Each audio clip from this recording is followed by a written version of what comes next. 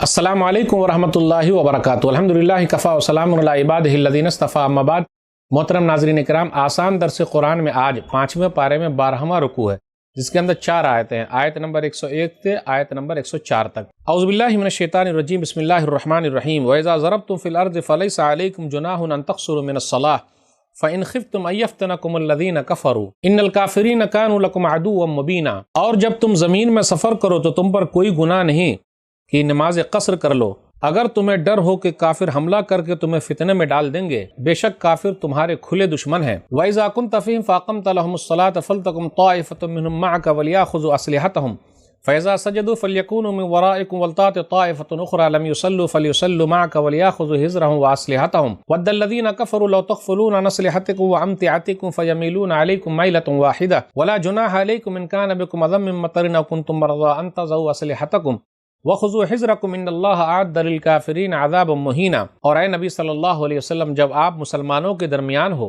اور حالت جنگ میں انہیں نماز پڑھانے کے لیے کھڑے ہوں تو چاہیے کہ ان میں سے ایک جماعت آپ کے ساتھ کھڑی ہو اور وہ اپنے ہتھیار پکڑے رکھیں، پھر جب وہ سجدہ کر لے تو تمہارے پیچھے چلی جائے، اور دوسری جماعت جس نے ابھی نماز نہیں پڑھی وہ آ کر آپ کے ساتھ نماز ادا کرے اور اپنا بچاؤ اور اپنا ہتھیار پکڑے رکھے، کیونکہ کافر چاہتے کہ کاش تم اپنے ہتھیاروں اور اپنے سامان سے غافل ہو جاؤ تو وہ یکبارگی حملہ کر کے تم پر ٹوٹ پڑیں۔ البتہ اگر تم بارش کی وجہ سے تکلیف محسوس کرو یا تم بیمار ہو تو تم پر کوئی گناہ نہیں کہ تم اپنے ہتھیار ایک طرف رکھ دو، مگر پھر بھی اپنا بچاؤ پکڑے رکھو، بے شک اللہ نے کافروں کے لیے رسوا کن عذاب تیار کر رکھا ہے۔ فَإِذَا قَضَيْتُمُ الصَّلَاةَ فَاذْكُرُوا اللَّهَ قِيَامًا وَقُعُودًا وَعَلَىٰ جُنُوبِكُمْ فَإِذَا اطْمَأْنَنْتُمْ فَأَقِيمُوا الصَّلَاةَ إِنَّ الصَّلَاةَ كَانَتْ عَلَى الْمُؤْمِنِينَ كِتَابًا مَّوْقُوتًا۔ پھر جب تم نماز پوری کر چکو تو کھڑے بیٹھے اور پہلوؤں کے بل لیٹے اللہ کو یاد کرو، پھر جب تم مطمئن ہو جاؤ تو پوری نماز پڑھو، بے شک مومنوں پر مقررہ اوقات میں نماز ادا کرنا فرض ہے۔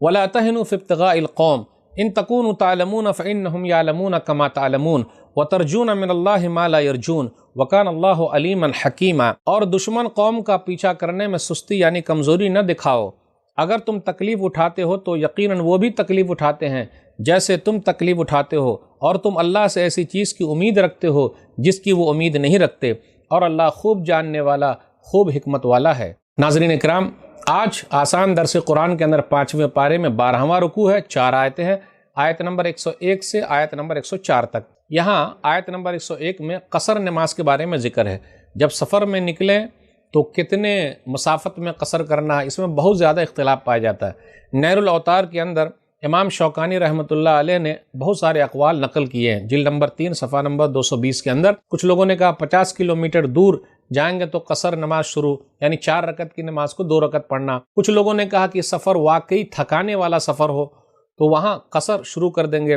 پھر اسی طرح یہ بھی کہا گیا کہ 9 کلومیٹر دور، 9 کوس والی روایت کو کچھ لوگوں نے ترجیح دی ہے، تو بہت سارے اقوال پائے جاتے ہیں، لیکن بہتر یہ ہے سفر میں وہ سفر جو تھکانے والا ہو تو وہاں قصر نماز شروع کرنی ہے۔ پھر اسی طرح جنگ کے اندر بھی نماز معافی نہیں ہے، اسی طرح آگے ذکر ہے آیت نمبر 102 میں وَإِذَا كُنْتَ فِيهِمْ فَأَقَمْتَ لَهُمُ الصَّلَاةَ، کہ جنگ کی حالت میں بھی نماز معاف نہیں ہے، یعنی صلاۃ خوف والی نماز کا ذکر ہے، تو جنگ میں بھی نماز معاف نہیں ہے۔ آج دیکھ لیجئے کتنے لوگ نماز کو چھوڑے ہوئے ہیں، 8 کی، کھاٹ کی، 360 کی، اللہ اللہ خیر صلی اللہ، جمعہ کی نماز پڑھ لیے، پکے نمازی ہیں۔ میرے بھائیو، جنگ کی حالت میں جب نماز معاف نہیں ہے تو نماز کیسے معاف ہو جائے گی؟ تو صلاۃ خوف پڑھنے کا طریقہ بتایا جا رہا ہے کہ فوج کی ایک ٹکڑی دشمن کے مقابلے میں کھڑی رہے گی اور دوسری ٹکڑی پیچھے آ جائے گی امام کے پیچھے، اور 1 رکعت نماز امام صاحب ان کو پڑھائیں گے، اور امام صاحب ویسے ہی رہیں گے، بیٹھے رہیں گے۔ وہ جو ٹکڑی آ کے پیچھے نماز پڑھی ہے وہ دوسری رکعت خود سے پڑھ کے 2 رکعت ان کی ہو جائے گی، وہ چلی جائے گی۔ پھر اس کے بعد کیا ہوگا، وہ جو فوج کھڑی ہوئی ہے دشمن کے سامنے وہ آ جائے گی، اور امام کے پیچھے پھر امام صاحب کیا کریں گے، دوسری رکعت امام صاحب کی ہو جائے گی، اور جو دوسری ٹکڑی آئے گی ان کی پہلی رکعت ہوگی، تو امام صاحب دوسری رکعت میں بیٹھے رہیں گے، پیچھے والے دوسری رکعت پوری کر لیں گے، اس کے بعد امام صاحب کے ساتھ سلام پھیر دیں گے، تو اس طرح ہر ایک کی 2 رکعت نماز ہو جائے گی۔ تو اس کا طریقہ بتایا گیا ہے۔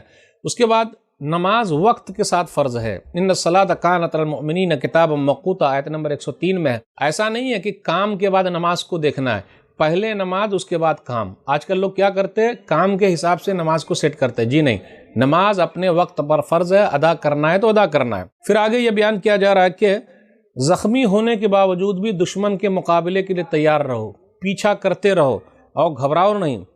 گھبرانے کی ضرورت نہیں ہے، کیونکہ اللہ تعالیٰ سے تم جو امید رکھتے ہو وہ لوگ امید نہیں رکھتے، اس لیے گھبراہٹ کبھی بھی نہیں ہونی چاہیے، اللہ پر بھروسہ کرنا۔ تو آج کے درس میں بس اتنا ہی۔ اللہ سے دعا ہے اللہ تعالیٰ ہم لوگ کو قرآن کریم کو پڑھنے، سمجھنے، عمل کرنے اور لوگوں تک پہنچانے کی توفیق دے، آمین۔ والسلام علیکم ورحمۃ اللہ وبرکاتہ۔